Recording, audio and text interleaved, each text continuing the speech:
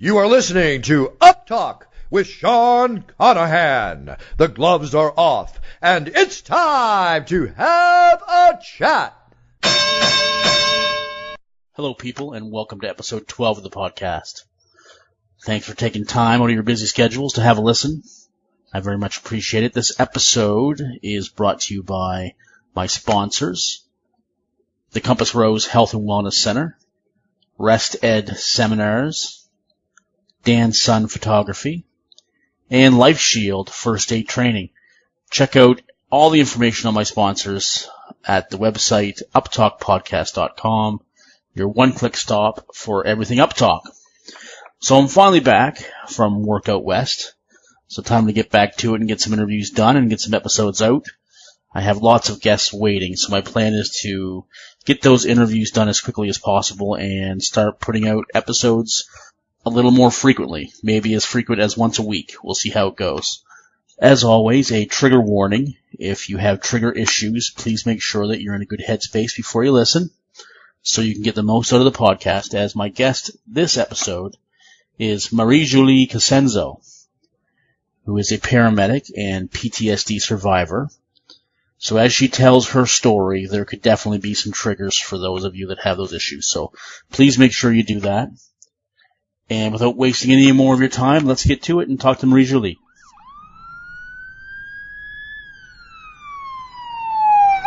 Well, hello and welcome to the podcast, Marie-Julie. How are you doing today?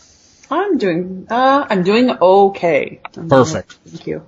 Well, it's nice to finally connect with you. I know that we've been trying to get this done for a little while now, and life got in the way on both sides, and so now we're able to finally get this done. But I've been looking forward to talking to you, and I thank you very much for taking the time for the podcast. Oh, thank you. Thank you for reaching out to me. So, for those of us who don't, and I don't know you very well, and for those of us who might want to learn about you, maybe just start by just telling us your story. Okay. I'm a 36-year-old mom of 2 kids. I live in Ottawa, Ontario. I've been off work as a paramedic for just over a year now. Okay. Following a disturbing call. Right. I had a pretty normal, I had a good upbringing. Good parents, nice younger brother. I can't call him my little brother anymore. I'm not allowed. He's 29, so apparently that's not allowed anymore. Right. I grew up playing sports, lots of hockey and soccer, and had a fairly happy childhood. Okay. And I've always wanted to help out others. Like, it's something that's always been in me. Right. Oh, in the background, that's Elsa, my dog. Oh, perfect. Yep. Yeah, when I was, I think, 8 years old or 9 years old, I made a drawing that I gave my mother. And on it, there was somebody that fell off a bike, like stickman, right? Drawing is not my thing. And another little stickman working in an ambulance. And my mom asked me, she's like, "Oh, what's this?" And I pointed at the one, like the paramedic. And I said, "Well, that's going to be me when I grow up." Nice. And my mom, she kept that drawing. And she never told me about it afterwards. Like, she just sort of tucked it away. Yeah. In my late teens and early 20s, I was a ski patroller. Okay. In the Gatineau Hills, and it was so much fun. I loved it. And what I loved the most about it was that you had very little equipment to deal with sometimes pretty gnarly calls. And I've always loved having to figure stuff out with minimal equipment, whether I'm camping, on a call, doesn't matter. I like to be crafty and figure stuff out. Ah, cool. And then a few years later, after bouncing around all sorts of jobs, I sold cars, I worked at Starbucks, I ran a hotel restaurant, I worked at Ottawa U. I went back to my roots and went to school for paramedics, and I was head over heels in love with it. Nice. It was really hard. It was the toughest program I've ever done, and I've done a few. Well, where was the program that you took? I went to La Cité, the French college in Ottawa. Okay, excellent. Yeah, because I'm French, And sometimes I just don't English very good, so doing my schooling in French was just more comfortable. Yeah, and after that, school was great, and my write-outs are great. I had a super, super great preceptor, very supportive, very kind. So that was nice. I was lucky for that. And then when I started work, it sort of set the tone for the next 9 years. My first week, I coded twice, and the second one was a suicide called self-inflicted gunshot wound to the head. But I was very lucky that my partner sort of shielded me from that. Right. Because I told him I'd lost an aunt to suicide the year before. Oh, wow. And I told him, I just don't want to see that. And he said, you know what, if you don't have to, you don't. So. Oh, good. Okay. Yeah. So I'm always going to be grateful for that moment. And so you worked as a paramedic for 9 years, did you? Yeah. Okay. Yeah.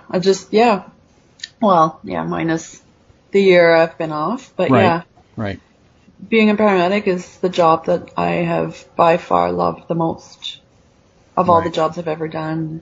Like, without a doubt. I mean, I love helping people. I love seeing people smile, making a difference in people's lives. And I know some people find that really cheesy and tacky, but seriously, like, the last student I had told me, because I've told her, it's not just medication that you give people compassion as well. And empathy. And they don't teach that stuff in school, but it makes a really big difference. And she told me that now that she is a licensed paramedic, she really finds that it's true. It's this compassion and this humanity that we give that comes from within that makes a really big difference in her patients. And for sure. Yeah. I find that very rewarding. I find that more rewarding, let's say, than restarting a heart, which I've done once. But no, it's the everyday human contact. For sure. Now, did you, like, looking back now, did you notice throughout your career when you were working that, like, did you feel you were processing everything correctly or well, like, afterwards, or, like, you know, because you often get a lot of clarity when you look back on things after things happen. I thought I was. Right. You know, people who don't know anybody else in emergency services, the second they meet you and find out what you do, they always ask the same question. Yep, that question, that is bad to ask, that's right. Ugh, what's the worst thing you've ever seen? Horrible question. Oh my gosh. One person out of everybody has asked me, what's the best thing you've ever seen, or the moment that you knew you loved your job the most? Well, that's a nice question. That's a much better question. Yeah. For sure. But when people would ask me that, at first I would tell them when I was brand new and I was, with, pinholes still in my shirts. I started being more guarded. And I told them, you're asking me to open my file cabinet, things that I've filed and locked away, and I just don't want to do that. Absolutely. And because I told them, you live through something at work, and then you take it, you put it away, you lock it up, and you don't take it out again. Now, I thought I was dealing well with things. Right. At that time, sorry. Yeah, for sure. Now, was there a time, when did you realize that you weren't? I guess I realized it when it was too late.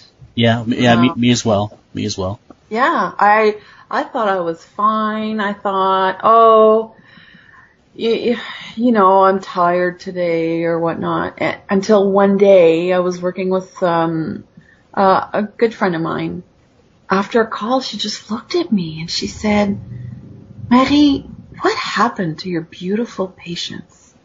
And I looked at her and I said, I don't know. And inside, all I could think of was, fuck you. I'm sorry, but, and I love her to bits. But it stuck with me. Yep. Even though I wanted to flush that out of my head, it just stuck with me. And I realized everybody annoys me. Everybody's getting on my nerves, patients, families, nurses. Everybody makes me want to hiss. But I thought, I'm tired. I'm hungry. I'm PMSing, my kids demanding, super nice, fancy, long list of excuses. Yeah, but we all have those. And, I thought, well, for the past almost 2 years, I only work night shifts. So I figured, maybe it's just being a night owl that's weighing on me a bit. I had a friend who was exclusively a night shift as well, who took time off work for depression, and I thought, maybe it's the same thing. Right. But I thought I was coping fine. Yeah, we all do, I think. That's the one common thing that I've been hearing. Yeah. It's rare that someone sort of that notices it along the way or is aware, I think, of what's actually going on around them, because we are so focused on helping people, and we throw everything we have into that, and everything else just sort of falls by the wayside sometimes, and we don't even realize it. Yeah, somebody told me something, and I'm a very visual person. Yeah, and it's stuck with me since. She told me, stop lighting yourself on fire to keep other people warm. Wow. Huh, and I haven't heard that before. I thought, holy crap, that's what I do. I'm hungry, but I'm starving, but I'll still go on a call and stuff as much food as I can in my throat, or I have to pee. Well, no, we have to do this, or I'm exhausted and my son just keeps drawing more out of me, and I give. Yeah. And at the end of the day, I have nothing left for me. That's very true. Yeah, it's scary, but in our positions, I find of helpers. Yeah. We have to stop helping everybody and check on ourselves, Yeah, absolutely. You have to, or else you won't survive. No. And so now I know you mentioned you've been off for a year now. So can you take us through that, sort of how that occurred, and how that's affected you and things that you're dealing with now? Yeah, go ahead. So I had so the straw that broke my camel's back was a call on the evening of October 3rd, 2015. Yeah. It was a call for a teenage boy. It was a suicide call. And I don't want to go into the details. No, absolutely. That's fine. I also don't want to vicariously traumatize anybody. Yep, for sure. And I remember the first thought I had when I saw the call on a tablet, I looked at my partner and I said, dispatch must have messed up. I was hoping dispatch messed up. Right. You're hoping, you're praying, and then, nope, got there and it wasn't. I felt myself unravel during the call, which is very unlike me. Okay. I actually get some giggles out of people because when we patch, I work in Gatineau. Yep. For service, we patch over the air. And people say that I sound like Ben Stein in the Wonder Years. That nice monotone, dismemberment, whatever. No matter what the call is, I always have the same tone. Yeah. And people ask me, well, we never know it's bad. I said, well, listen to my words. And I said, even if I'm freaking out, it's not going to help anybody. And the doctors can't understand me at the other end anyways. Yeah. And that's the kind of calm that I usually exude. But that day, oh no, I fought with the fire captain. I basically told him where to go and to set up my stretcher however the hell he thought it should be. Right. Which is very, no, I'm usually not like that at all. And driving to the hospital, thank God I was driving. And then getting to the hospital,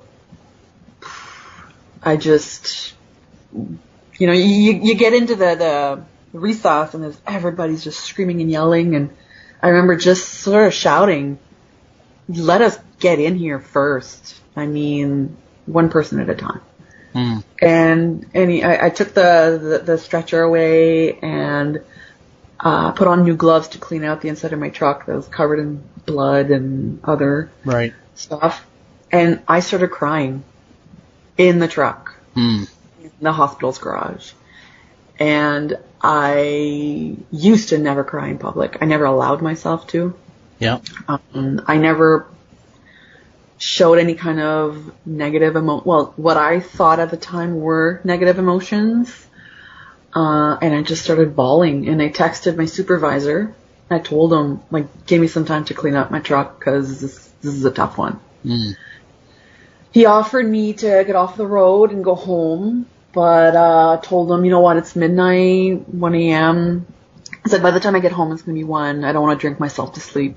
Right. Everybody's going to be in bed. I don't want to be alone. So I finished my shift. And when I got home the next morning, my husband and my son were hiding in the front hall closet because they wanted to surprise me. And then, because my husband saw me pull in, and then he thought, Mama is still in her car. I'm going to go see what's wrong, or if everything's okay. And I just bawled, and I told him I had a horrible call. Went to bed, slept all day, which I don't usually do at the end of my rotation. Yeah. That weekend, the rest of that weekend's a blur. I remember I went to my family doctor's on the Monday just for a routine exam. And during that exam, I just started bawling. And then she looked at me, and she's been my doctor for 22 years. She looked at me and she said, let's talk about it. And then I talked a bit, and she offered me time off. I said, no, I'm fine. And then went home. And the next day, I remember just feeling like garbage still. And I said, oh my God, I got to work tonight. Called my EAP, my employee assistance program. Saw a counselor, even though that counselor was not qualified to deal with someone in our field with our sorts of traumas. Right. I called work, and I called in sick. I went to see my doctor the next day, and she gave me a month off, and then she said, let's reevaluate how you're doing. She offered me medication, and I said no because I was never one to take meds. Right. And then when I went back to see her a month later, I'm a little fuzzy on the timelines. My memory's very affected. She offered me meds again, and I accepted. So I started on antidepressants. Right. And on some medication to help me fall asleep. So I started taking it. I started seeing a psychologist as well towards the end of October. So I was doing weekly sessions, but they were mostly crying. Yeah. Seriously, like I had a stranger pass me Kleenex for an hour a week. Then my doctor would give me time off. She said, okay, let's get 2 months. And then it was basically out of a dropper. And then after a while, she's like, okay, I'm just going to put undetermined for the insurance papers for how long I would be off for. Right. Because she said, obviously, like, these issues aren't going to go away very quickly. I was having very vivid and horrible nightmares relating to my call. I had one I remember very vividly. It happened in my house.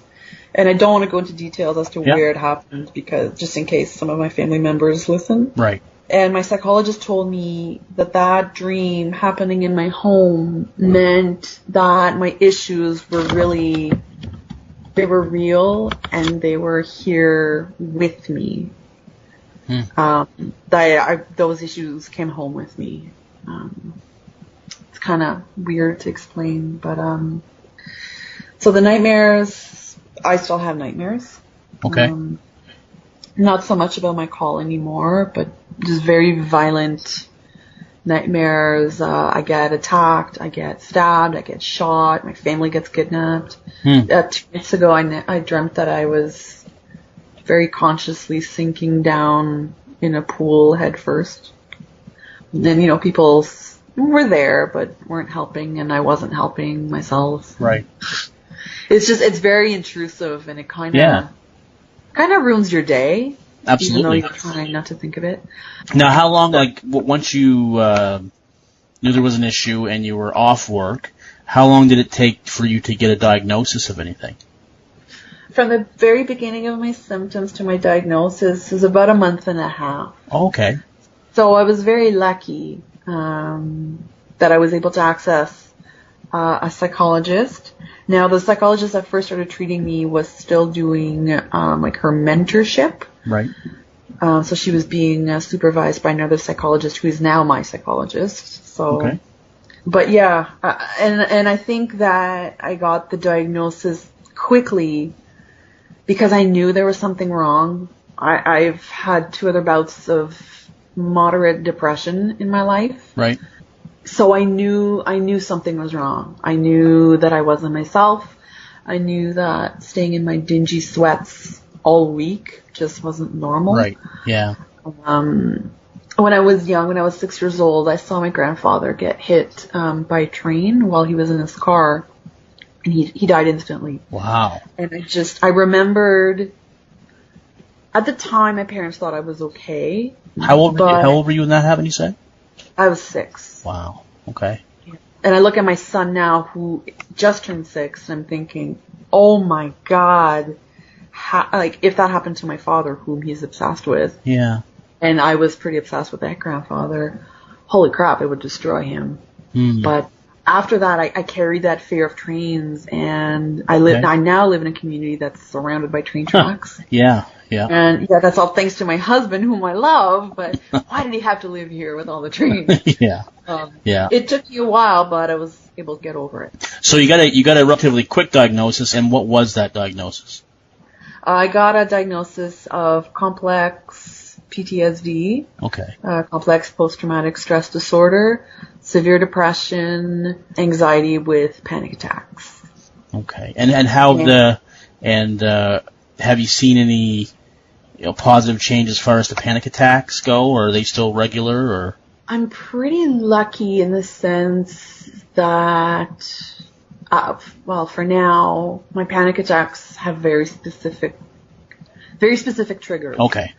So they're either related to my work or where I work, which I've until recently avoided like the plague. Right. Or moments of great stress, like when I first applied for short-term disability through my work, I was told by someone that my claim might not be accepted. Right. And that's when I had my very first panic attack. Oh. And I honestly thought I was going to die. Huh. Stuff like that. Like when my claim got denied the first time with CSST, I had a major panic attack. I dissociated. Yeah. But with my anxiety, it's sort of manifesting itself differently now. Now I have chronic anxiety. Right. But I'm better equipped with tools that I've learned from the cognitive behavioral therapy I've been doing. Okay, and so that's the kind of therapy you're doing, is the cognitive behavioral therapy? Yeah. Okay. So I'm using a combination of antidepressants during the day. Yeah. Take medication to help me fall asleep.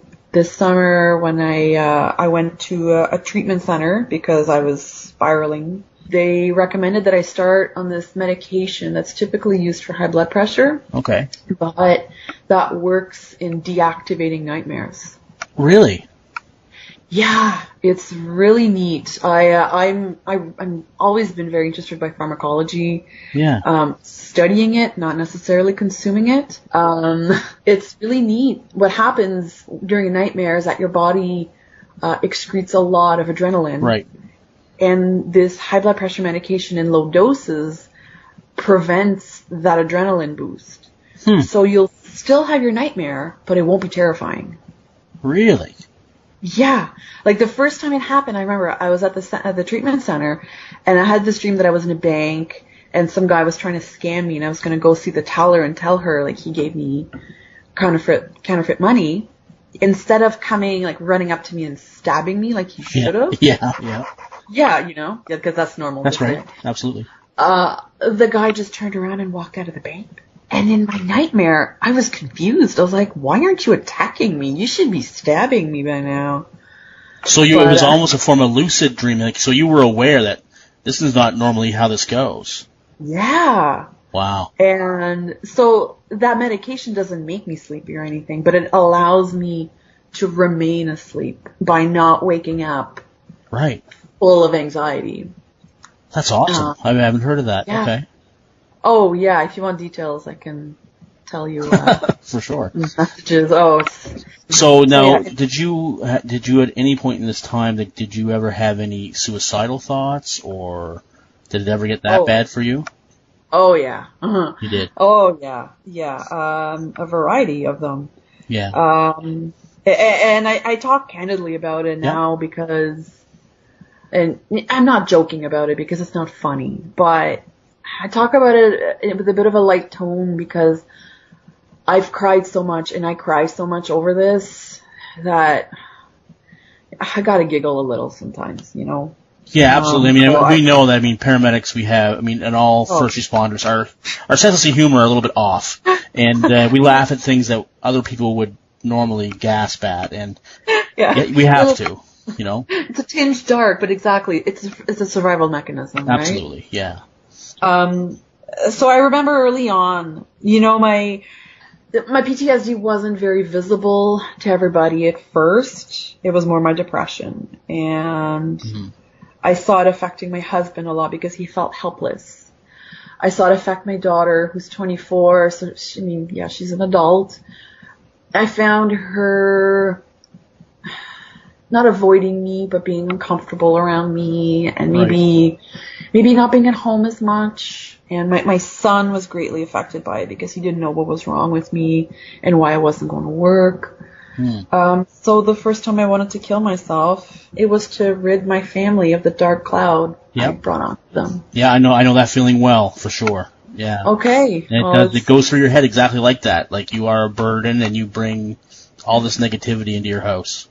Yeah, it's like this blanket of darkness and just yuckiness. And thank you. I'm not glad to know you felt or might have felt that way before, but it's reassuring to know that I'm not the only one. You really do. For some reason, you work that out in your head that they will be better off.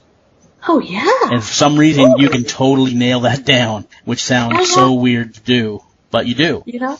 Oh, yeah. I mean, hey, I studied philosophy logic. I mean, as long as something is logical, I will do it. To me, I thought, well, my husband can meet another nice lady because there's lots of nice ladies out there, and he's a pretty attractive young man. You know, my daughter, who was 23 at the time, was like, well, I'm actually her stepmother, but I've been in her life for half of it. I thought, well, she has a real mother, so her real mother can take care of her. And I thought, my son is 5.5. You know, the nice lady who's with Mike, my husband, well, she'll take care of him because my little Gabriel's adorable and he's really sweet, and he'll eventually forget about me. Yeah, we totally worked that out. Like it is not an act of non-thinking. It's the opposite. Oh, no. You totally make sure that you have planned for everything, that everything will be better. And you know that thing that says that suicide may end your pain, but it gives it to the others that are left behind. That's right. Well, I thought, you know what, but that pain is temporary. And me being gone is going to be permanent, and my blood darkness is going to be gone as well, and that's good. Yeah, and you think that even though you're giving them pain, but the pain won't be as bad as what you bring to them every day. No, exactly. For some reason, you think that, yeah. And I told my doctor, and... Good, excellent. But her eyes, filled up with tears, and I thought, oh, Jesus. I was like, I'm sorry, I shouldn't have said that, I upset you. She's like, no, don't. So after that, it sort of, helped me realize that, no, okay, it's really not the solution. And I think that the time after that I wanted to die was when I did receive that first denial of claim from Quebec's WSIB. Right. That sent me into a crazy tailspin. I knew that they were going to say no, but I still had that teeny tiny glimmer of hope. Right. Absolutely.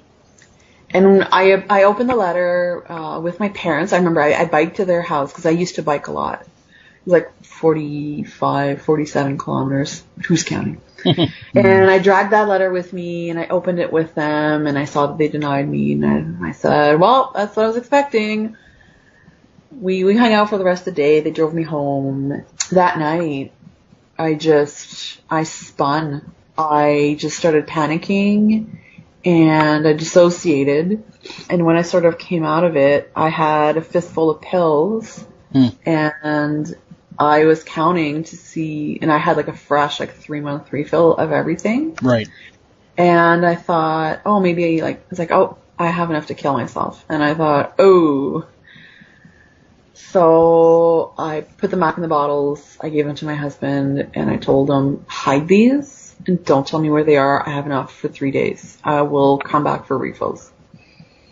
And I just burst into tears, and I told him, I am tired of getting back up. Every time I get thrown to the ground, it's so hard getting back up. And I said, I'm just tired. I'm tired of it. I don't want to do it anymore. Yeah. Yeah. And it's at that point I knew I really, really needed help. I mean, I still saw my psychologist every week. At that point, I was also being treated by a psychiatrist who I see once a month. Yep. I told my husband, I was like, I'm doing the same thing over and over, but I don't feel like I'm quite getting, I'm not getting better enough. I'm somebody who's very impatient, and I'm even more impatient with myself. Yeah. And at that point, I met up with a former work partner of mine. We'd worked a year together, did some pretty gnarly calls as well. And he told me, I'm actually going to a treatment center like the following week. So I said, fine. Like, I broke down. I was like, fine. And I called them, and they had room for me on the day of my birthday. Wow. So I said, well, that's in 2 days. Me with my chronic anxiety, I can't be gone for a month with 48 hours notice. Yeah, wow. Yeah, absolutely. So, yeah, I told only my immediate family where I was going. I just wrote on Facebook that I was checking off social media for a month. I didn't want, I mean, it might sound conceited, but I didn't want some people to worry about me, because some people on there knew what was going on with me at a certain point, but we weren't in contact every day. Right. So I went to a treatment center. That whole experience is a little fuzzy. Okay. But it was the hardest / best decision I've made in a really long time. How long were you there at the treatment center? I was there for a month. A month. Okay. Right. Yeah. It was tough because I wasn't there with my family. My husband had a hard time because he said, I know you're going to be struggling, and I won't be able to be there for you. Right. It was really hard on my son. Oh my God. Oh, I bet. He could have come and visited me, but I didn't want him to. Not because I was ashamed of where I was. He knew that I went to La Vigile to help me with my feelings and my difficulties, because that's what we called them, my difficulties. Yeah. I told him I wouldn't be fixed when it came out, but that I would be able to live with my difficulties better and be a better mama. I was very fortunate to have family visit me every weekend. Okay. Yeah, so like on Sunday afternoons we were able to have visits, and I had a weekend out. Okay. To sort of help me use my tools in the real world. Okay. Because when you're in a treatment center, you're completely in this safety cocoon. Right, yeah. Controlled settings and yeah. You have nobody else to take care of but yourself. Right. I washed myself. I did my laundry. Our meals were prepared. I made my own breakfast. But, it was like a full-time job, but all I had was to take care of me, myself, and I. And that weekend was very difficult. I mean, it was very pleasant to be out with my husband, but it was very difficult. Yeah, I can see that. During the second night, I had a vasovagal shock. Oh. Getting up to go to the bathroom, I collapsed, and then I honestly thought I was going to pass right out. And my counselor told me that it was my anxiety. Right. It's at that moment that I realized that my anxiety was chronic and that it was really something I needed to take care of. So when you came back out of the treatment center, how long ago was that since you've been there? I was there from June 10th to July 8th. Of this year? Yeah. Okay. Yeah. So you've been home for a little bit now. How did you find the process of, like, because you mentioned just the weekend out, like the whole thing of integrating back into a family life where there's other people, like you say, that you're responsible for or that expect things of you, or like how did you find that, and how are you finding it now? I anticipated it being a lot worse than it actually was. Okay. I do myself a lot of favors by doing that about most things. Right. A little sarcasm there. I'm very, very fortunate to have such a supportive family and such a supportive and loving husband, because it could have been immeasurably difficult. My husband told me, groceries and stuff, like I'll pick up the groceries on my way home from work. I want you to take care of yourself. And, I'd bring my son to day camp, and that was hard because he had major separation anxiety. But after a little bit, it got better. Parents helped out. My in-laws helped out my daughter. And reuniting with my dog was just heaven. Oh my gosh, we actually took a video of her when I came home, and she was so excited. She can hug on command, and she was so excited she couldn't hug me. Every time she'd come up, she'd twirl around. And yeah, so having that family support is what saved me. So now have your husband, does your husband and your children now, do they now notice a difference since the treatment center? Like, just as far as your coping skills and being able to get through your days better? They do, because I've learned that I have limits. Right. And that I have to respect them. And if I do too much in a day or two, then I'm out and I'm down for the count for 3, 4, 5 days. My patience has gotten a lot better. I used to have, not verbally violent outbursts. Right. I would scream, and it's not like me. Mm-hmm. And I haven't had that in a while. I don't have any more suicidal thoughts. And I think it's largely because I spoke to one of the residents, and I told him about that first suicidal reasoning that I gave you. And he told me, his eyes started tearing up, and I said, "Oh, I'm so sorry. I didn't mean to upset you." And he said, "No." He said, "My mom died by suicide when I was 2." And he said, I can assure you it never goes away." So wow, that's quite a perspective there.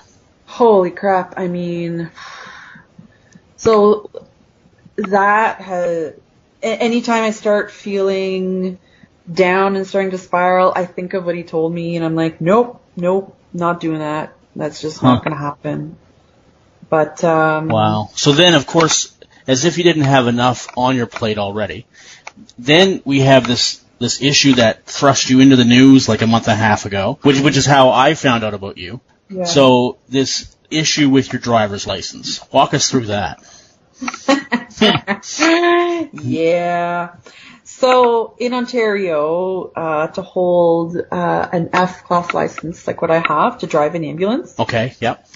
You get a full physical every 5 years, mandated by the MTO. Okay. And in that physical, they check everything from your heart rate to physical, mental health issues, your weight, your vision, your reflexes, everything. And well, there is that mental health section, and my doctor had to take that, yes, I have mental health issues. Right. She wrote my diagnoses, she wrote what medications I'm on, wrote that the medication I take for anxiety I take so rarely, and I make sure not to drive. Then the MTO sent another form for more details about that, and I received that form. I remember it was June 7th, and I was leaving for treatment 3 days later. So I had a panic attack because I thought, oh my God, I don't have time to go see my doctor. I need to get this filled out. And spin. Out of control. So my doctor was very kind. She told me, don't worry about it. Send it in. I'll fill it out and I'll mail it. Right. And then I wasn't getting any news. And I thought, all right, whatever, I guess it takes a while to go through all the paperwork. And then in August, after a little family getaway in the woods, I got a letter from the MTO with a driver's license in it. And I looked at it and it was a G. And I thought, no, I'm supposed to have an F. So I called and they said, oh, you never got your doctor's report. I said, oh, that's weird. I called my doctor. They resent it. And sure enough, on September... Oh, geez, see, now my memory's getting fuzzy. September 8th, I got a letter saying that my driver's license was suspended as of September 11th. And I remember opening the letter and just being frozen by the mailbox thinking, are you kidding me? And the reasoning behind that was what? What did they say to you? Or what did the letter say to you? It was my mental health issues. But they didn't specify if it was the PTSD, the depression, panic attacks, the suicidal thoughts, the medication. It was just that. That was the reason I was given. Then I was given a series of other forms to be filled out by my doctor. See, I'm getting really fuzzy. I'm sorry. That's okay. That's all right. I know what that's like too, so that's okay. Yeah. I found it very upsetting because cool. I'm functional. You know, I do my groceries. If I'm having a bad day, well, I'll put it off for a day. Or I'll do my groceries online and just call and I'll pick them up and they just shove them in the trunk of my car and that's it. I know when I'm having a bad day, you know, I'm a very functional adult despite my mental health issues. And to be told you're a danger on the road or pulling your license. Yeah. That was just a kick in the teeth. Yeah, absolutely. So I reached out to the journalist who wrote the articles about me, John Willing from Post Media. Right. Because I'd been interviewed by him in the spring for a bike ride, the Capital to Capital ride for mental health. Okay, that was organized by buddies of mine. Yeah. And he had told me, you know, keep me in the loop with what's going on with you, and I did. And I just told him I don't know what to do. I'm lost here. Like, what happens? So he, by writing those articles, thrust me into the spotlight, and I got so much help from so many people. It was unreal. Well, I mean, the story blew up, and of course I saw it, and then you have a wonderful support system right in your province here, because immediately I saw Natalie Harris is taking up, you know, the torch for you, and you know, obviously Jill and Sean from I've Got Your Back 911, and Vince from Temaconter, they're all, you know, coming to your aid, so, which is great, which is a great thing to have, a great support system. You know, it was really interesting to see it play out, and then, so I assume that you had to go through this whole series of an appeal process. I didn't have to do the appeal process. Okay. I was spared that and the $100 that it cost. Oh, wow. Yeah, okay. Yeah. And being on disability, like, you know, money's tight, and considering it costs me about $800 a month on psychologist fees, you know. Wow. Yeah. I could use that $100 elsewhere. Yeah. John was able to give me a person's name and phone number at the MTO. Okay. To help me through the process. All right. There was another paper that my doctor had to fill out. I sent in letters from my psychologist and just saying, you know, she's not a nutter, let her drive. Yeah.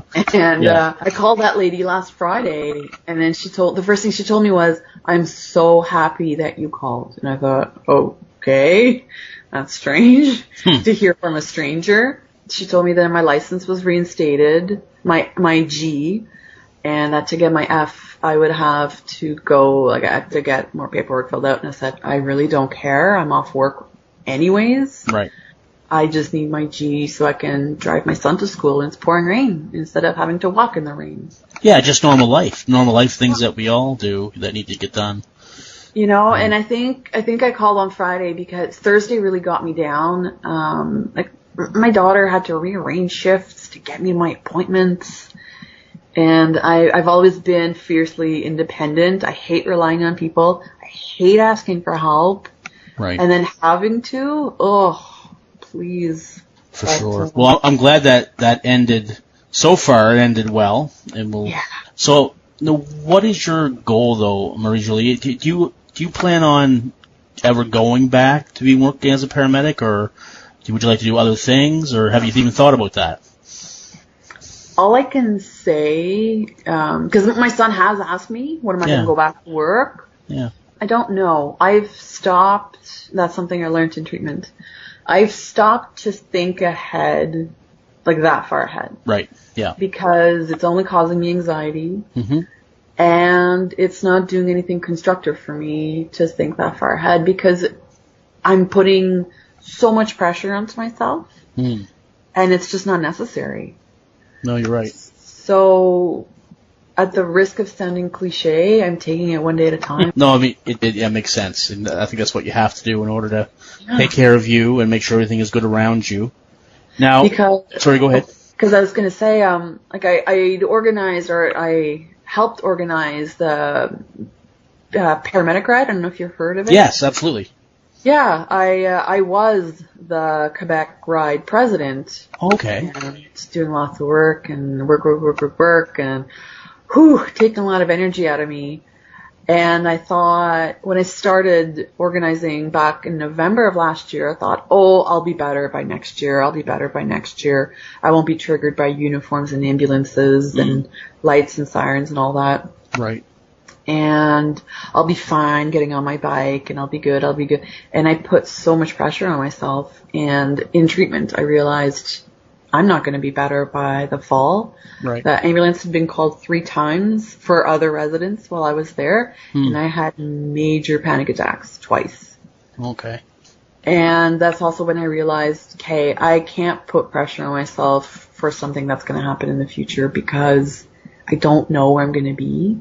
Right now, I'm just focusing on getting up in the morning, getting dressed, getting my son to school, going to the gym with my trainer for my bike, my twice weekly torture sessions. Yeah, for sure. Oh, bless her heart. Now, Marie-Julie, if listeners want to connect with you on social media, what's the best way to do that, or if you're okay with that? Oh, absolutely. I would say by Twitter. Are you able to post my handle? Yeah, I'll put for sure. What is it? Okay. Perfect. I'd say by Twitter. Okay. And what is your Twitter handle for everybody? Oh, it is Marie, so it's M-A-R-I-E. Yep. _ J-U. Okay. C-O-S-E-N-Z-O. Yes. So it's Marie _ Consenzo. Got it. Perfect. Because you were mentioning 4 brilliant people, Natalie, Vince, Jill, and Sean. I am extremely lucky to say that I have met them and been in regular contact with them. And to have people who know what you're going through, who've been where you are, it's priceless. It is, and they are just awesome people. I've met Vince. I haven't met Jill, Sean, or Natalie before, except for online, of course. But they're all just such good people. Like, they're amazing, and the work that they're doing is awesome. So before we wrap things up here, I always ask my guests this. So if you could say something to a listener who's going through a mental health issue, whether it be PTSD or otherwise, or may find themselves, in that dark place that we've all been, trying to survive our days, what would you say to that person? I would say you don't have to suffer alone. I guarantee you there's somebody out there who understands what you're going through. Reach out. Everybody's way of getting help is different. There's Temaconter Memorial Trust. They have a hotline, a help hotline. Absolutely. Yeah.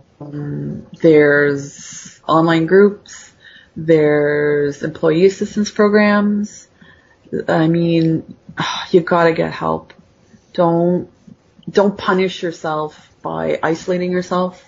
No. And you won't find happiness at the bottom of a bottle. I've tried to drown it out, and it just makes it worse. Absolutely. And be open to the help that is being offered. Meaning, I didn't want to take antidepressants. I didn't want to take medication to sleep. But it's stuff that's helped me manage my symptoms so that I can work on other things. If I sleep, I guarantee you my day will be better than if I slept in 1 hour increments. Yeah. So oh God, get help. Please, please, please.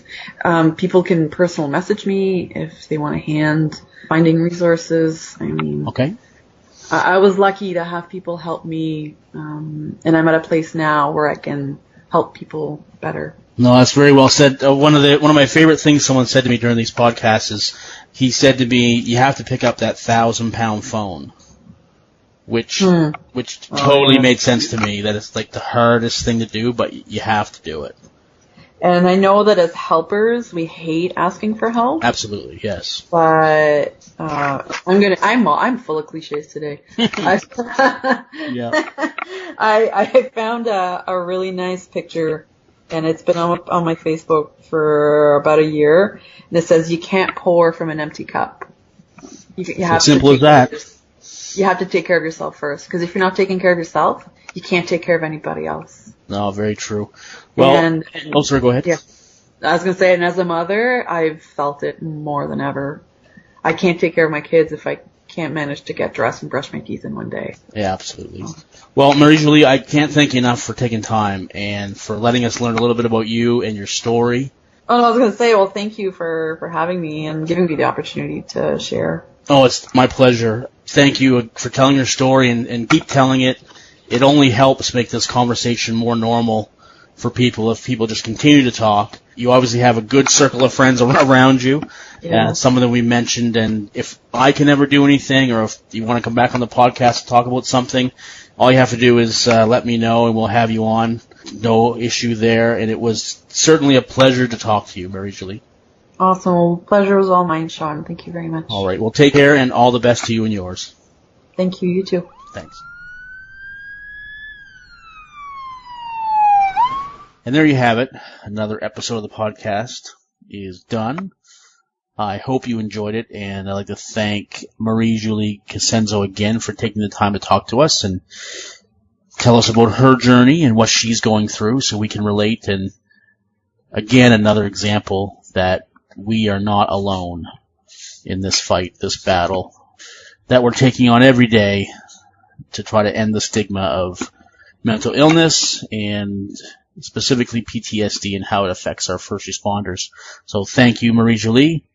Thank you to my listeners for listening to the podcast and for supporting the podcast as always. Please share as much as you can about the podcast and the episodes. As I always say, listen, subscribe to the podcast on whatever medium that you can listen to it on, and share, please. It helps get the word out, and the bigger we can make our community, the more stories will be told, and I believe the more help we can do. So with that, as I said before, I hope to have another episode out very shortly. I'm not sure who the guest is going to be, but I'll pick somebody from the long list of patient guests that have been waiting, and I'll let you know as soon as I know. So until we chat again, as always, be safe and be good to each other. 'Cause we ain't superheroes, we're just ordinary people trying to make a difference and the first on every scene. And it's a heavy, heavy burden to carry.